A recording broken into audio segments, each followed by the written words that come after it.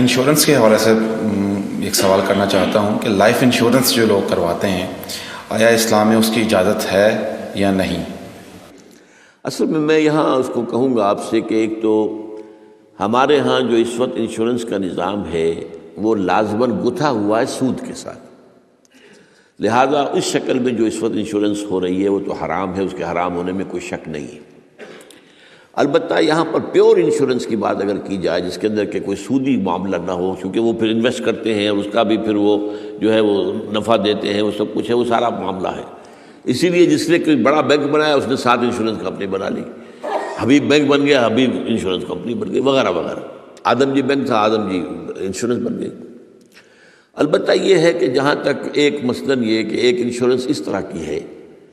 کہ چند تاجر جو ہے وہ بیٹھ کر طے کر لیتے ہیں کہ بھائی ہم اتنا ماہانہ ہم سب جمع کریں گے تاکہ ہم میں سے اگر کسی کو بڑا لاس ایک دم ہو جائے تو ہم اس کو کمپنسیٹ کر کے اپنے پاؤں پہ کھڑا کر دیں، تو اس کو کوئی حرام نہیں کہہ سکتا، جائز ہے۔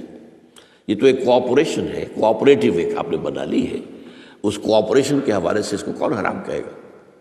کہ لائف انشورنس کا معاملہ جو ہے اس میں آ جاتا ہے ایک چانس اس نوعیت کا کہ آپ نے انشورنس کرائی ہے، 10 لاکھ کی انشورنس لی ہے،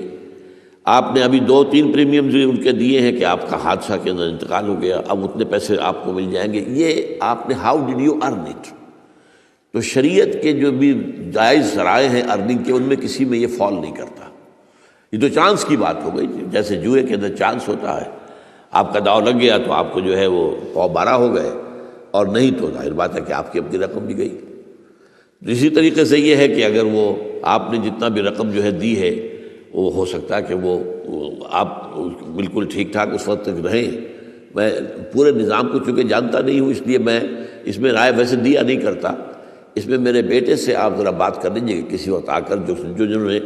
PhD کے کورسز مکمل کیے ہوئے ہیں اسلامک اکنامکس میں، عاطف وحید، تو وہ ہمارے وہاں قرآن اکیڈمی میں بیٹھتے ہیں، تو کبھی دن میں آ کے بات کر لیجئے۔ لیکن یہ چند باتیں وہ تھیں جو میں نے آپ کے ساتھ جو میرے سامنے واضح تھیں وہ میں نے واضح کر دی۔